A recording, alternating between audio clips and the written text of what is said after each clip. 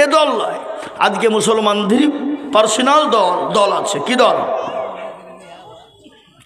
দেওবন্দি, বেরেলি, আজানগাছি, পুরপুরা, খড়গড়ে, ললডাঙ্গা, পেয়ারডাঙ্গা, গালাদেশন, পিসাফি, মালিকি, কুষ্টিগিরি, ছোট পীর, বড় পীর, হঠাৎ পীর, বালিশ পীর, ঢাল পীর, কানা পীর, দাজ্জাল পীর, ড্যাংটা পীর, খিচুড়ি পীর, বাপের জামা গায়ে দিয়া পীর। আছে না নাই? কথা বলেন না কেন? আছে। তো আমার ওটা কথা নাই।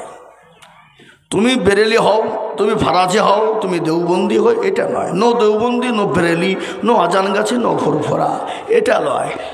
হাড়ি আলাদা আলাদা, কিন্তু লাঠি হতে হবে কটা? কথা বলো কটা? একটা। হাড়ি যার যাই হোক, কিন্তু লাঠি একটা হতে হবে।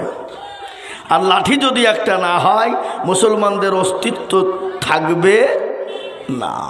কোরআন বলেছে ওয়াতাসিমু বিহাবলিল্লাহি জামিআও ওয়ালা তাফাররাকু, আলাদা হও না, এক প্ল্যাটফর্মে এসে বসে যাও। যদি তোমরা এক প্ল্যাটফর্মে না আসতে পেরেছ, তোমাদের যে দুর্দিনটা আসছে সামনে, এটা তোমাদের বাঁচা মরা এবং তোমাদের দেশকে বাঁচিয়ে রাখা, মসজিদ, মাদ্রাসা, খানকা, মারকাজ, কবরস্থান, ঈদগাহকে টিকিয়ে রাখা বড় দুষ্কর হয়ে দাঁড়াবে। আপনারা জানেন ভারতবর্ষে 87টা কেস করা হয়েছে মুসলমানদের বিরুদ্ধে। করা বললাম 87টা। মুসলমানদের বিরুদ্ধে 87টা কেস হয়েছে। গত 25শে অক্টোবর এ পর্যন্ত 47টা কেস মকুফ হয়েছে। সুপ্রিম কোর্ট 47টা কেসকে মকুফ করেছে মুসলমানদের এই বিরুদ্ধে কেস থেকে। আর 40টা কেস আছে। তার মধ্যে 47টার ভিতরে ছিল মুসলমানদেরকে দেশে থাকতে দেওয়া যাবে না, এদেশে মুসলমান থাকবে না, এদেশে ইসলাম থাকবে না, এদেশে কোরআন থাকবে না। সব থেকে বড় কথা হলো এদেশে কোনো মাদ্রাসা থোয়া যাবে না। বুঝতে পেরেছেন আমার কথাটা? বুঝতে পেরেছেন? কয়েকটা রাজ্যে ঘোষণা দিয়ে দিল ভারতবর্ষে কোনো মাদ্রাসা থাকবে না, বন্ধ করে দিতে হবে। কিন্তু আপনারা জানেন সেই 25শে অক্টোবর সুপ্রিম কোর্টের যিনি জাজমেন্ট ছিলেন, জজ ছিলেন, তিনি ফাইসালা দিয়েছেন ভারতবর্ষের যতগুলা মাদ্রাসা রয়েছে সমস্ত মাদ্রাসাগুলা বৈধ।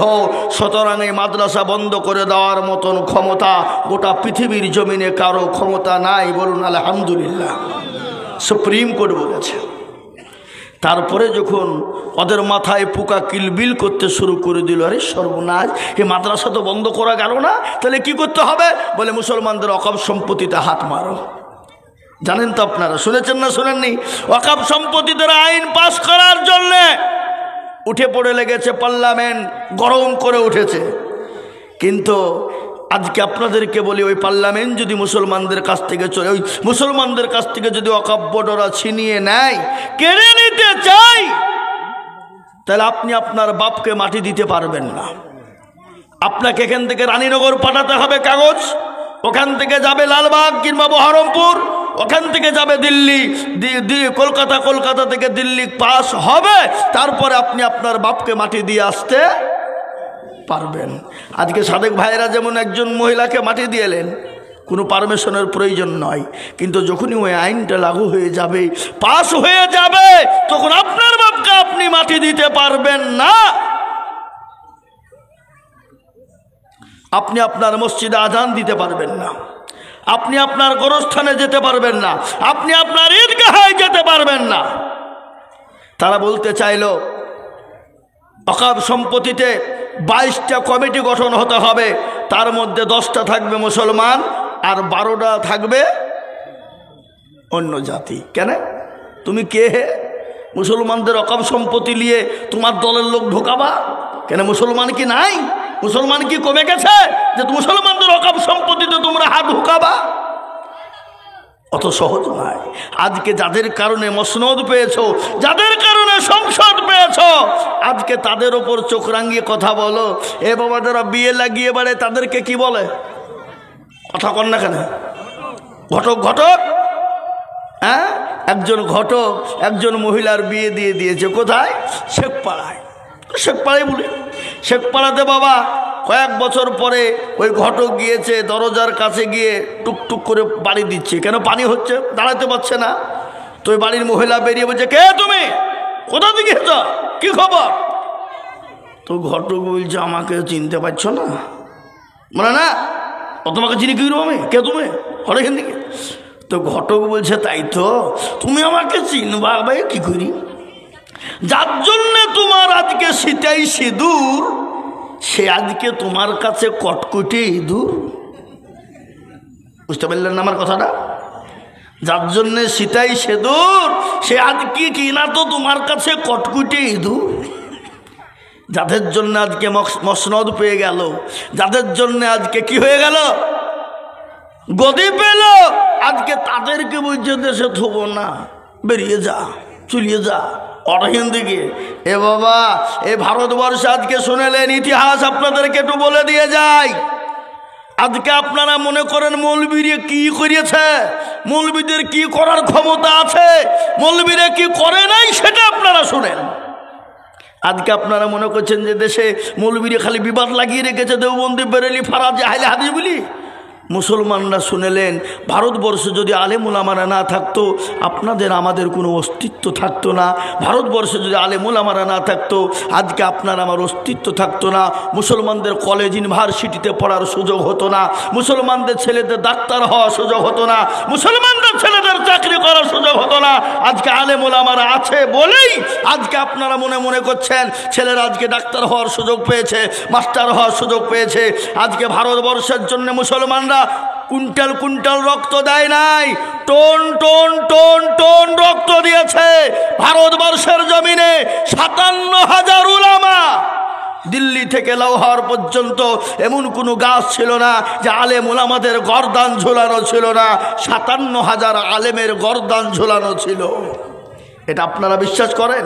জানেন, ভারতবর্ষের জন্য মৌলানা হিফজুর রহমান, মৌলানা হুসাইন আহমেদ মাদানী, মৌলানা শওকত আলী, মৌলানা আশফাকুল্লাহ, তাদের রক্তের বিনিময়ে ভারতবর্ষ স্বাধীন হয়েছিল। মৌলানা শেখুল হিন্দ রহমতুল্লাহ আলাইকে ওই বেঈমানদের জেলে যখন ভরা হলো, এতটাই জুলুম অত্যাচার করা হয়েছিল, তার এই মাজা থেকে নিয়ে পা পর্যন্ত শরীরের কোনো মাংস ছিল না। ওই বেঈমান ইংরেজ আপনার আগুন দিয়ে ঝলসে ঝলসে মাংসগুলাকে ঝরিয়ে দিয়েছিল। সেই মাওলানা শেখুল হিন্দ রহমতুল্লাহ আলাইহির বদলায় আজকে ভারতের মাটি স্বাধীন হয়ে গেল। আজকে আপনারা, আমাদের স্কুলে এই ইতিহাস পড়ানো হয় না, আমাদের স্কুলে পড়ানো হয় ও আ ক খ, হাট্টিমা টিম টিম তারা মাঠে পারে ডিম তাদের খাড়া দুটো সিং, আগডুম বাগডুম ঘোড়াডুম সাজে, হ্যাঁ এ পড়ানো হয়, কিন্তু আসল ইতিহাস দেয় না। কেন? যদি এই ইতিহাসগুলো দিয়ে দিই তাহলে মুসলমানরা জেনে নেবে আর আমাদের ওপরে চেপে বসবে। ইতিহাস জানতে হলে কলকাতা ন্যাশনাল লাইব্রেরিতে চলে যান, সোনার অক্ষর দিয়ে লেখা আছে সে বইটার নাম হলো হিন্দুস্তান কা শানদার মাঝি। ওই কিতাবটা আপনি সংগ্রহ করে দেখবেন মুসলমানদের অবদান কাকে বলে। এই ভারতবর্ষে যখন ইংরেজদের দখলে ছিল, মুসলমানরা পালিয়ে যেতে চেয়েছিল বাংলাদেশ পাকিস্তানের মাটিতে। দিল্লির জামে মসজিদে দাঁড়িয়ে মাওলানা আবুল কালাম আজাদ বলেছিল, ওগো মুসলমানেরা, যে আল্লাহ পাকিস্তানের মাটিতে আছে, যে আল্লাহ বাংলাদেশের মাটিতে আছে, সে আল্লাহ কি ভারতের মাটিতে নাই? তোমরা যদি আজকে দেশ ছেড়ে পালিয়ে যেতে চাও, তোমাদের বাপদাদার কবরগুলাকে জিয়ারত করবে কারা? তোমাদের মসজিদগুলা নিয়ে আজান দিবে কারা? সেই দিন মাওলানা আবুল কালাম আজাদের সামনে এক বাক্যে চিৎকার করে দিয়ে বলেছিল, গো মাওলানা, আমরা এই মাটিতেই জন্ম, এই মাটিতেই আমাদের মৃত্যু হবে, এই মাটিতেই কিয়ামতের ময়দানে আল্লাহ আমাদেরকে তুলবেন। মিনহা খালাকনাকুম ওয়া ফিহা নুঈদুকুম ওয়া মিনহা নুখরিজুকুম তারাতান উখরা। এই মাটি আল্লাহ আমাদেরকে জন্ম দিয়েছেন, এই মাটি থেকে আমাদের উঠবো, কিয়ামতের ময়দানে এই মাটিতে আমাদের দাফন হবে। এই দেশ থেকে আমরা পালিয়ে যাব না। তাদের রক্ত ভারত তৈরি হলো, আজকে তাদেরকে বলো হ্যাঁ তাড়িয়ে দিতে চাও, তাদের মাদ্রাসা বন্ধ করে দিতে চাও। এই আন্দোলন সর্বপ্রথম ইংরেজের সঙ্গে লড়াই করেছিল দারুল উলুম দেওবন্দ থেকে উলামায়ে হযরতরা জমিয়ত উলামা হিন্দের নেতৃত্বে ইংরেজকে 7 সমুদ্র 13 নদী পার করেছিলাম আমরা। আজকে তারা যখন ইসলাম মাদ্রাসা কোরআনকে মিটিয়ে দিতে চেয়েছিল, আমরা যখন তাদেরকে তাড়িয়ে দিতে পেরেছি, আমরা ইনশাআল্লাহ প্রয়োজন হলে মাদ্রাসা মসজিদের জন্যে, ওয়াকফ সম্পত্তিকে রক্ষা করার জন্যে আমরা নিজেরা নিজের মাথায় কাফন বেঁধে এই ইসলাম এবং কোরআন এবং মাদ্রাসা মক্তব মারকাজ খানকাকে আমরা হেফাজত করবই। বলুন ইনশাআল্লাহ, জোরে বলুন ইনশাআল্লাহ। কেন? মুসলমান মরে গেলেও শহীদ, আর বেঁচে থাকলে গাজী। আমরা মরলেও লাভ, বেঁচে থাকলেও লাভ। তোমরা যদি আমাদেরকে মেরে দাও শহীদ, তোমরা যদি আমাদেরকে হত্যা করে দাও শহীদ। ইসলামের জন্য যদি আমরা মারা যাই শহীদ, আমরা যদি বেঁচে যাই ইসলামেরকে রক্ষা করার জন্য আমরা থাকবো, আমরা গাজী।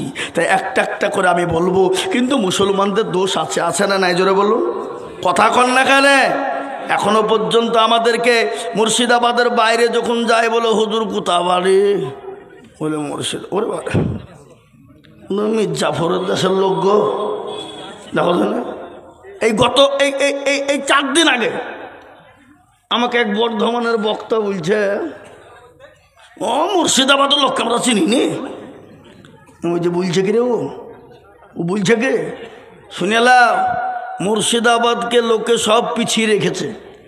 তুমি একবারে A to Z প্রথম থেকে লাস্ট পর্যন্ত যা লিবা মুর্শিদাবাদ আছে। আমরা যদি মনে করি কাউকে ধার করব না, কোনো জেনার লোক লিব না, তো মুর্শিদাবাদ দিয়ে চালিয়ে দেব, চালিয়ে চলবে। কিন্তু তোমরা যদি মনে করো যে মুর্শিদাবাদের লোক লিব না, তো তোমাদের বাবারও দিন নেই বর্ধমানের লোক চলতে পারে। তার প্রমাণ কি? প্রমাণ দিয়ে দিলাম। তখন বলছে তাই তো গো, কথা তো ঠিক ঠিক, মাথা নিচু হয়ে গেল।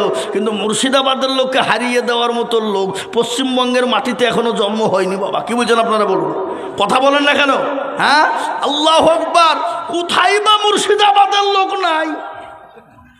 এই দেখেন গত আজকে কি বার? মঙ্গলবার। গত মঙ্গলবার আমি জালসায় ছিলাম মেঘালয়ে। মাদ্রাসা বুঝে হুজুর একটু কালেকশন করে দিলে হতো না? এখানে তোমাদের মৌলবি করলো যে আমি করবো না, না একটু বলেন তো। বাবুজি চাহাজি আর মুর্শিদাবাদের দুজন এসে বলছে হুজুরলেন, এই কোথা বাড়ি গো, কোথা বাড়ি? ওই যে মুর্শিদাবাদ। কোথায় মুর্শিদাবাদ? বেলডাঙ্গা। এই তো এই মাল সব জায়গাতেই থাকে রে। কোথায়? মেঘালয় শেষ প্রান্তে, ওখানে মুর্শিদাবাদ। পশ্চিমবঙ্গের এমন কোনো জেলা নাই যে মুর্শিদাবাদের লোক নাই। এ বাবুজি, তাই আমি আপনাদেরকে আজকে একটা বলে দিলাম, কথাটা শুনেলেন। আজকে মুসলমানদের দোষ আছে না নাই? আল্লাহ দুনিয়ার জমিনে আমাদেরকে পাঠিয়েছেন, কোরআন শুনুন, ওমা খালাকতুল জিন্না ওয়াল ইনসা ইল্লা লিয়াবুদুন। আল্লাহ বলে বান্দারে, আমি তোমাদেরকে বানিয়েছি আমার ইবাদত করবা, আমার বান্দিগি করবা, আমার হুকুম টুকুন মেনে নিবা, আমার দিনকা মেনে নিবা। এই জন্য আমি আল্লাহ তোমাদেরকে বানিয়েছি। আল্লাহ আমাদেরকে কিসের লেগে বানিয়েছে? জোরে বলুন, দুনিয়া করতে, তামাশা করতে না। আল্লাহ বলে বান্দা, আমি তোমাদেরকে তৈরি করেছি, তোমাদের কোনো দাম ছিল? 2 দিনের ছেলে, 3 দিনের ছেলে, তুমি কি খাবে বলো? ভাত রুটি আপেল বেদানা নাশপাতি আঙ্গুর মনুক কাকরোট খেতে পারবা না, দামি দামি কোনো ঘুরবা পোলাও খেতে পারবা না। আমি আল্লাহ এমন একটা খাবার তোমাকে দিলাম, যে খাবার খেলে কোনো দিন সর্দি হবে না, কোনো দিন গরমি হবে না। আল্লাহ বলে খাবারটা কি জানো? আমি আল্লাহ তোমার মায়ের বুকের উপরে 2খানা স্তন দিলাম। ও বান্দা, তুমি মুখ লাগিয়ে দেবা, আর তোমার জন্য এয়ার কন্ডিশনের খাবার বেরিয়ে যাবে। আল্লাহ বলে বান্দা, আমার বিচারটা কত সূক্ষ্ম তুমি কি জানো? আমি এত বড় আমি সূক্ষ্ম বিচার করি জানো? পৃথিবীর কোনো ডাক্তার জানে না, পৃথিবীর কোনো সার্জন জানে না, পৃথিবীর কোনো দার্শনিক জানে না, পৃথিবীর কোনো বৈজ্ঞানিক জানে না, পৃথিবীর কোনো জ্ঞানী গুণী মানে সম্মানী ব্যক্তি জানে না। আল্লাহ বলেন, আমি তোমার মায়ের এক একটা স্তনের ভিতরে আমি আল্লাহ কটা করে ছিদ্র দিয়েছি, তোমরা কেউ জানো? কেন আমি কটা ছিদ্র দিয়েছি তোমরা শোনে না? আমি আল্লাহ যদি একটা ছিদ্র দিয়ে দিতাম, দিতা। তুমি তো একদিন দুদিনের ছেলে, তোমার গলায় পানি জমে, গলায় স্তনের দুধ জমে গিয়ে তুমি সঙ্গে সঙ্গে মারা যেতে পারো, কিন্তু না রে বান্দা, আমি আল্লাহ এত বড় দয়ালু আর রহমান রহিম। ও বান্দা, আমি তোমাকে এতটাই ভালোবাসি, এতটাই ভালোবাসি। আমার বান্দা জানে মায়ের স্তনে মুখ লাগিয়ে দুধ খেতে গিয়ে জানে মৃত্যু না হয়ে যায়, আমি আল্লাহ এক একটা মায়ের স্তনের ভিতরে আমি 1000 করে ছিদ্র দিয়ে দিলাম। সুবহানাল্লাহ। ও মুসলমান দরদি আমার ভাইয়েরা, আল্লাহ ওয়ালারা, তারপর আল্লাহ বললেন বান্দারে, তুমি তোমার মায়ের স্তনের 2 বছর খেয়ে নিলে, আস্তে আস্তে তুমি বড় হয়ে গেলে, স্কুল কলেজ ইউনিভার্সিটিতে গেলে, মাস্টার ডাক্তার উকিল জজ ব্যারিস্টার হয়ে গেলে, পয়সাওয়ালা গাড়িওয়ালা বাড়িওয়ালা হলো, তোমাকে বলা হলো আল্লাহকে মেনে নাও, আল্লাহ দিনকে মেনে নাও, আল্লাহর কোরআনকে মেনে নাও, চলো বান্দা মসজিদের দিকে রওনা হয়ে যায়। তখন বলে কে আল্লাহ? কিসের আল্লাহ? আল্লাহ বলে নিব খানা। আমি আল্লাহ যদি তোর মায়ের গর্ভে থেকে তোর চোখ দুটোকে বন্ধ করে দিতাম, আমি আল্লাহ যদি তোর মায়ের গর্ভে থেকে তোর জবানটাকে কেড়ে নিতাম, আমি আল্লাহ যদি তোর মায়ের গর্ভে থেকে তোর হাত দুটোকে ন্যাংরা করে দিতাম, পৃথিবীর এমন কোনো ডাক্তার ছিল না, পৃথিবীর এমন কোনো সার্জন ছিল না যে তোর হাত এবং পা চোখকে ফিরিয়ে দিতে পারে। এ মুসলমান, মায়ের গর্ভে থেকে যদি কারো চোখ, নাক, হাত, পা, কান যদি চলে যায়, পৃথিবীর কোনো ডাক্তারের ক্ষমতা আছে ভালো করে দিতে পারে? আল্লাহ বলে বান্দারে, এত বড় নিয়ামত আমি আল্লাহ তোমাকে দিলাম, আমি আল্লাহ তোমার জন্য একটা চোখ দিলে পারতাম, কিন্তু 2 চোখ কেন তোমায় দিলাম জানো? কোন রকম যদি একটা চোখ যদি খারাপ হয়ে যায়, আল্লাহ বললেন আমার বান্দা 2য় চোখ নিয়ে দুনিয়া দেখবে।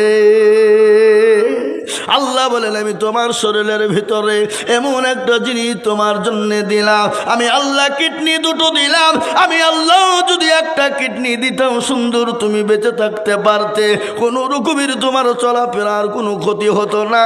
আমি আল্লাহ 2 কেন দিলাম তুমি জানো?